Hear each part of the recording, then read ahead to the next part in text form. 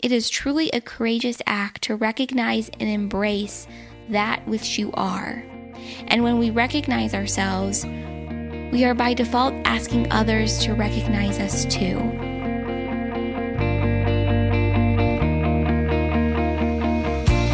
Hello, and welcome back to Seek the Joy podcast. Happy Seek the Joy Tuesday. I'm your host, Sydney Weiss, and this week it's a solo episode. It's just you and me, and I couldn't be more excited. When was the last time I did a solo episode? I guess it's been about 2 months since I've recorded and released a solo episode, and I'm just excited. I use that word so much, but I literally am. It is so much fun for me to sit down and record for Seek the Joy podcast.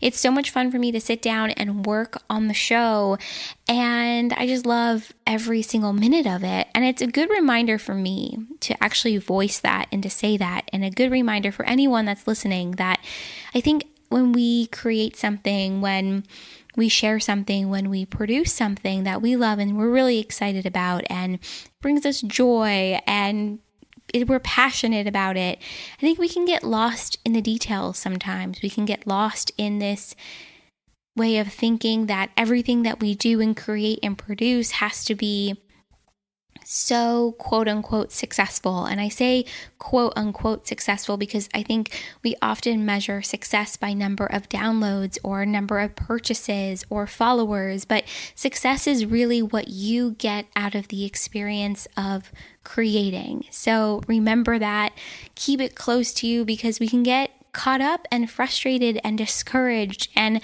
I think that's why sometimes we stop creating, we stop sharing, because we lose sight of the way in which something makes us feel and the reason why we're doing it. And had no intentions of starting off this week's show with that, but I felt really compelled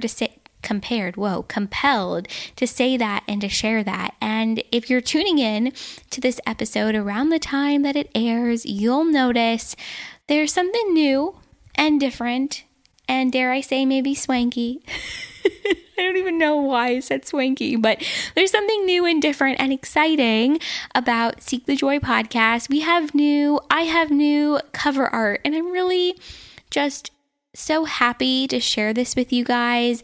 It's the first time that my face and my name has actually been attached to the cover art or the branding, I guess you could say, for this podcast. And when I first started the show, my whole goal, my whole mission, and that still remains today, was to create something and a space to share shared experiences and stories and uplift each other's voices and create connection and community. And so for me, the focus has always been on community, on you, on the messaging of the show. And so it never felt right, comfortable even, to attach my name or attach my face to the podcast. But I'm learning more and more that this element of community, this aspect of community, I am part of it. Who I am, what I share, my voice, my face, my name is part of Seek the Joy podcast. And I really need to step forward in that. I really want to step forward in that. I feel kind of weird and uncomfortable even saying that. I don't know. I've never been somebody that's been super comfortable in attaching me to something that I create. Does that make sense? I don't know if you can resonate with that, but I think sometimes we create things, we produce things, we share things without wanting to fully attach who we are to it, because I think when we don't fully attach ourselves, it allows us to share more comfortably or easily when we remove like this aspect or this element of vulnerability. It's almost as if it removes some of the fear and some of the trepidation and some of the caution that we might feel if we're not personalizing it. Well, that's a lot of honking outside. Maybe that's like an enunciation, like a yes from the universe. Like, it allows us to remove some of the fear or the trepidation that we have when we don't fully attach ourselves to something. But I'm learning that when you allow yourself to fully step forward in who you are, to fully step forward in what it is that you've created to attach your name or your photo or your voice or whatever it might be to it. It's asking ourselves to fully embody what it is that we've created. It's asking ourselves to fully embody who we are. And so by attaching my name and my face to the cover art and the branding for Seek the Joy podcast, I'm really forcing myself to fully embody what it is that I've created, what it is that I'm sharing with the world through Seek the Joy podcast, through this platform, and honestly, everything else that has come and is going to come from it. And maybe the word forcing is the wrong word, but I'm challenging myself. I'm asking myself to fully step forward, to fully own, to fully be who I am and what this podcast is. And it's an element of embodiment. And I feel like this theme of embodiment, this concept of embodiment, keeps coming up time and time and time again for me. And gosh, it's so funny. I had literally no intention of talking about this in this week's episode, but last weekend was the first time that I picked up my journal in the last 6 months. And that feels like a really long time. And when I started my new job in January, my entire schedule changed. And I honestly found it to be more and more difficult to pick up my journal, to find time to express myself through my writing. I think the same way that I was towards the middle or end of 2018. And so I really had to put my journaling practice down. I really had to put my meditation practice down. Even my Kundalini practice has changed. I honestly have not been able to step foot in a yoga class in the last 6 months because during the week I don't get home most days until 8 o'clock. And then on the weekends I'm so tired that I just want to see my friends, or I want to go to the movies, or truthfully, I just want to stay in bed most of the time. And so in many ways, something had to give. And so I wasn't going to stop working on Seek the Joy podcast. I didn't want to, but the things that had to give were journaling, were meditation, were yoga. And so I've been feeling this strong urge lately to revisit those practices, to return to them, but not really sure when.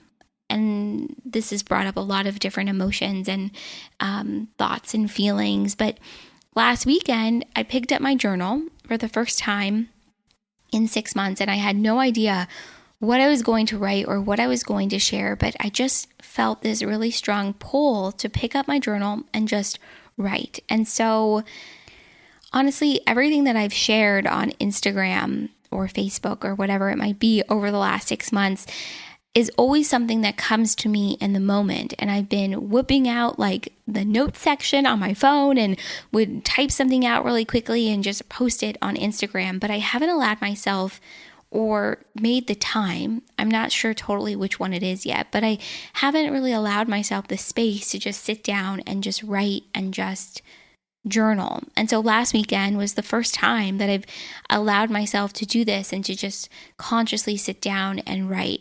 And as I pulled out my journal and as I pulled out my pink pen, because it is pink, I felt myself just in that moment break wide open. Like I could feel that space in between my rib cages just crack, just explode. And I could actually started crying. And it was really the first time in a long time that I allowed myself to feel and be present in my own expression, in my own journey, because I'm realizing right now as I'm speaking and as I'm sharing that I've been kind of superficially riding my wave of self-exploration, of growth, of healing in the last 6 months, if that makes sense.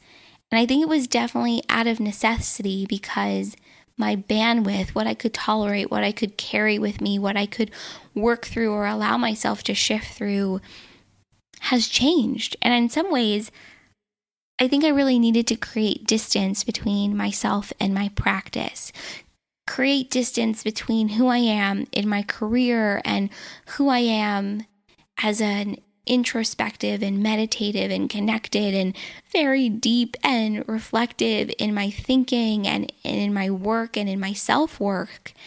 And I felt a really strong need, I think, over the last 6 months to create that separation, to create that distance because of all of the shifts and the changes and the newness that has been happening in my life. But in journaling last weekend, and again this past weekend, it really reminded me that there is no separation. I've found, at least in my own life, that sometimes, depending on the environment, depending on the circumstance or the people that we're with or the relationships that we're in, that we choose to sometimes express a certain version of ourselves. And I often call it self-preservation, that we do things or we say things or we be a certain way to protect ourselves. That element of self-preservation, I think, comes from that need of wanting to protect, but maybe it also comes from an insecurity. Whatever it might be, we allow ourselves to be shapeshifters, to be chameleons. And I think over time that can be really painful. That can be really difficult.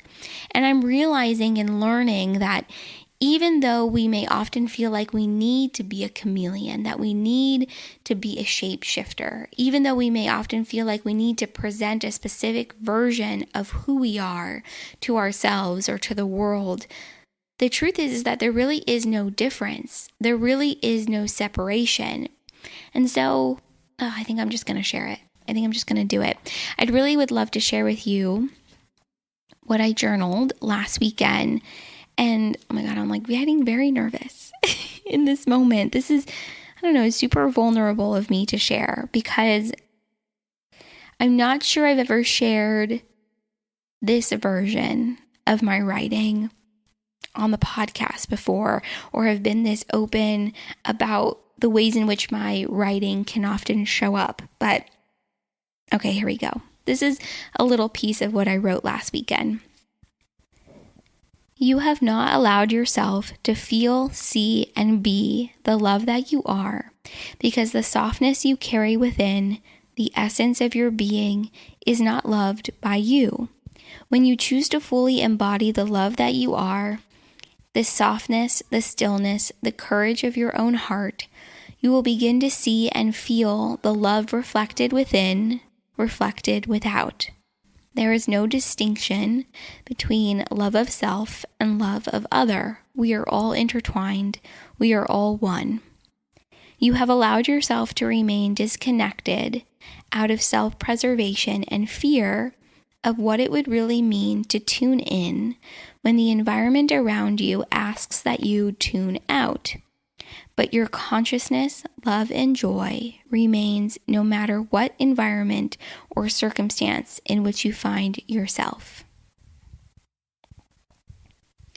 This page that I wrote last weekend really got me thinking about the fact that we can often be chameleons in our lives. We can be shapeshifters in our lives. We choose to adapt to situations differently, right? Depending on what that moment or circumstance or person or relationship or whatever it might be is asking of us. But the truth is, you are always who you are. You are always all of these versions that you choose to project and protect wrapped into one. So despite the environment that you're in, despite the consciousness that you might find yourself surrounded by, no matter what lesson that moment or circumstance or person or situation is meant to teach you, you are still the essence of who you are, no matter the environment, no matter the circumstance, no matter the person. And I think that this is so important for us to remember, because you can always choose to be true to who you are, no matter what. But I know that this can be difficult. I have witnessed and experienced firsthand just how difficult this is, because as an example, we can often find ourselves in an angry or a hostile, agitated, stressful environment or circumstance or even conversation, whatever it might be. And it can be so easy to mirror the anger, the agitation, the stress that is being reflected. It is so easy to fall into that.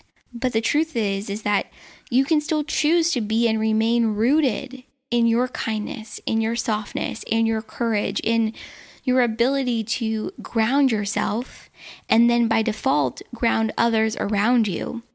You can still make the conscious decision and choice to continue to tune in to who you really are, despite what the environment or the circumstance or the person or the relationship might be asking of you. What I have found, I think, so deeply for myself, especially as I continue to work on myself, and I'm sure you find this too as you continue to work on yourself, is that the circumstances or the people around us are often a mirror of the work that we need to do. They're often a mirror of the lessons that we are working through or moving through. And like I said, it can be easy to fall into this idea that we need to shapeshift, that we need to blend in, that we need to mirror what it is that is being reflected at us. And it's easy to feel like you need to be like everyone else, especially when who you are, that softness you carry, that kindness, that courage to lead with your heart is not exactly mirrored or reflected around you.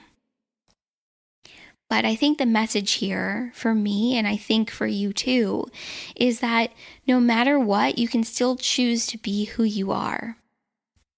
Because that softness you carry, that essence of your being, who you are, the choice to continue to tune into that no matter where you are, no matter what you're faced with or who you're with, is the greatest gift that you can give yourself. And then I think, by default, others. It's really a gift and a choice to continue to embody your authentic voice and your truth and your self-love, because when we take on the anger or the agitation or the stress of the environment or the circumstance around us, when we don't allow our own joy or passion and self-love to carry us through any given moment, we are doing ourselves and the ways in which we want to show up in the world and the ways in which we know ourselves to be a total disservice. The other element of what I wrote really got me thinking about this element of self-love and how it ties into this feeling of being a shapeshifter or being a chameleon. And I have in my life in so many ways always felt the need to be a shapeshifter or to adapt to the person or the circumstance or the environment around me. And it always comes back to self-love, or maybe a lack thereof. And this concept of self-love has been coming up quite a lot this year, and we have a podcast episode coming out at the end of the month all about self-love, but there are always varying degrees of self-love, right? Often self-love is the choice to continue to love ourselves in any given moment, despite how we did or didn't show up. It can manifest itself in self-care and how we treat ourselves, but there's also this element of self-love, which is the choice to fully embody who you are in any given moment, in any given environment, despite what it is that you are experiencing. That, to me, is the ultimate form of self-love. When you choose to continue to show up as you are, who you are, knowing who you are, embodying the essence of who you are, no matter the person you're with, no matter the environment that you're in, no matter what that moment is asking of you, the choice to continue to be who you are is the greatest form of self-love. And until you fully embody who you are, until you fully embody the love that you are, I don't know if we're fully practicing our own self-love. So when we shut ourselves off from our own connections, when we shut ourselves off from being who we are, from stepping forward in our knowingness of ourselves, from allowing ourselves to fully embody it and let it spill over into everything that we do, yes, it's a form of self-preservation in that moment, but in some ways, I'm starting to think that element of self-preservation is a way of allowing ourselves to hold ourselves back. Because, and I'm learning this more and more, it is truly a courageous act to recognize and embrace that which you are.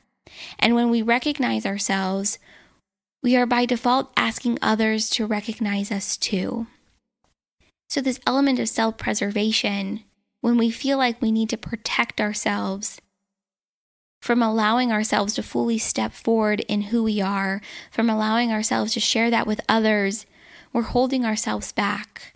We're not allowing ourselves to fully step forward in who we are and embodying it.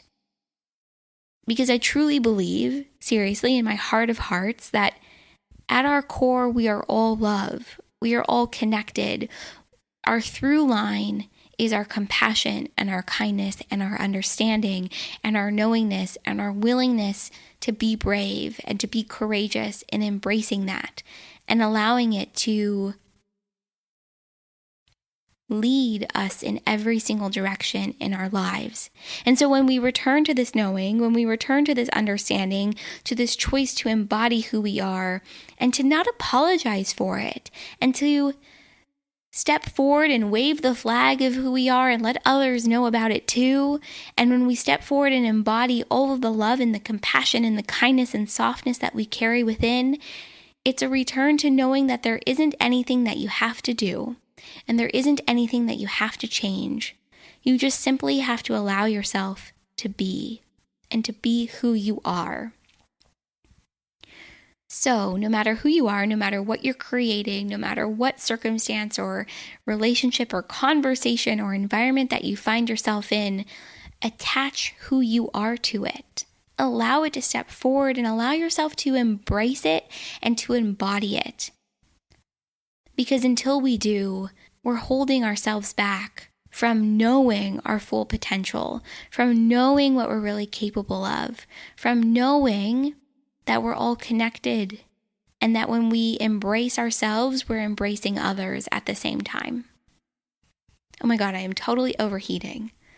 I need to get some water and splash it all up over my face, but it's really been fun and amazing to allow myself to sit down and to journal again and to allow my expression and my words to really come forward and to be brave and courageous and share this and to share these words. And I plan to do more of it on Instagram, and I plan to do more of it on this podcast when I can. And something that I wrote last night that I find actually is really in tune and on theme with everything that I just shared is that you can't run from who you are.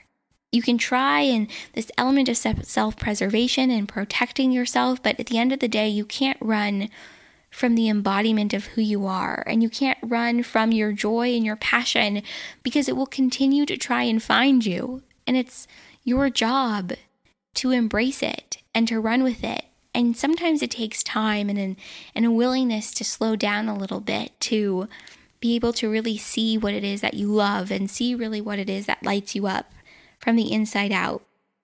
But I just feel more and more that the moments that we find ourselves in, the environment, the circumstances, the relationships, the challenges, the growth, it's all here to allow us to learn different lessons. And I think the greatest lesson of all is this understanding and knowing that you have the choice and the ability and the courage to step forward in your truth and to fully embrace it and to be unapologetic about it. I need to take a breath. But I hope that this message resonates. And I had no intention of talking about this, but clearly I think it was meant to be shared. And what I really wanted to talk about in this week's episode was I wanted to talk a little bit more about my spirituality and my spiritual journey, but I think my writing is a core element of that. And my writing came as a byproduct of allowing myself to open up more and to be more open and honest with myself and to allow that to really step forward. So this has already been 25 minutes, so I'll do another episode that will come out probably later this month about my spiritual journey a little bit more, because this has been something that I've been talking about on the show since January, and we've had some incredible intuitives and healers on the podcast, from Aiden Chase to Nicola Berman. We're going to have more conversations like that this summer, and so I want to share a little bit more, but I hope that these messages resonate, and just know that you're always growing and you're always changing and you're always shifting, and you're always gifted truly the opportunity to step forward in who you are. So never forget it. So I hope you like the new cover art. Send me a DM or an email and let me know what you think. I think it pops. I think it's like the upgrade that the podcast and I was ready for, and I'm excited. And June is going to be such a fun month for Seek the Joy podcast. I am releasing 3 ebooks. 2 of them are going to be focused on podcasting. I've had so many people reach out to me, ask me for tips and tricks and advice on how to start your own podcast. And I wish I could just sit down and talk with everybody and talk about podcasting, but oh my God, there are not enough hours in the day. And so I thought, I'm going to create an ebook. And it has been so much fun, by the way, to sit down, create this ebook, to write it, to design it myself. So I'm so excited to share this with you and to gift it to you guys this month. If you want to be the first to know when the ebooks drop, just send me an email, Sydney@seekthejoypodcast.com. I will put you on the list, and I have some other projects in the works for the summer. So I'm just feeling super inspired and creative, and it is such a fun space to be in, especially after, I think, kind of for the last 5-6 months being in this space of just moving through what it is that I've been experiencing, which oftentimes has felt like moving through a bit of mud. And I feel like the skies are clearing a little bit, and maybe something energetically has shifted. I don't know what it is, but I am here for it. So I'm excited to keep sharing. And if you enjoyed this podcast, if you want to support Seek the Joy, support me, I would be so grateful if you left us a rating and review on Apple Podcasts. When you do, take a screenshot of that review, send it to Sydney@seekthejoypodcast.com, and I will send you our new and improved Seek the Joy guide for infusing more joy into your life. And it's also a great way for us to connect outside of the show. Make sure that you are subscribed on Apple Podcasts, or really wherever it is that you listen to podcasts, and share this podcast with your friends or your family, or honestly, anyone that you think might connect to Seek the Joy and enjoy it and love its message. And make sure to connect with us on social media. We are at Seek the Joy Podcast everywhere, and I'm just so excited. I am so burning up right now. Oh my goodness, I need to go splash some water on my face, but so happy to connect with you guys. Let me know what you think about this one. And before I forget, don't forget to check out the incredible features that we've had on the site on Joy Corner. It has been so much fun. I think I've featured almost 50 incredible women since January. It's our interview style blog series, and I would just love it if you checked it out. And I think that's it. Come back here next week for another Seek the Joy Tuesday. I'm going to have another phenomenal guest on the show next week. I can't wait for you guys to hear that one. And until then, thank you so much for being here. Thank you so much for listening and tuning in. I am just so grateful to practice my own courage and push myself and allow myself to be more vulnerable and really embody my truth and my words and everything else in between. And so how do I end this? Well, I'll just see you guys back here next week for another Seek the Joy Tuesday.